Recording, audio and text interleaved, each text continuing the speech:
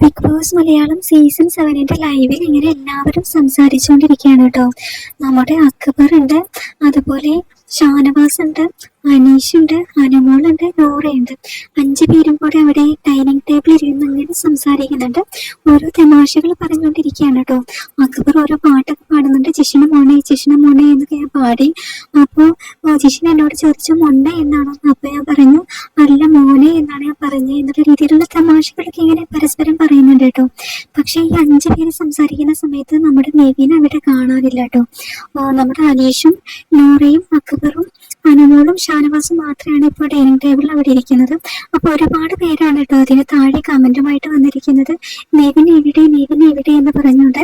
അങ്ങനെ ഒരുപാട് പേര് കരുതിയിട്ടുണ്ടാകും നെവിനെ എവിക്റ്റായി എന്ന്. ഒരിക്കലും നെവിനെ എവിക്റ്റായിട്ടില്ല കേട്ടോ.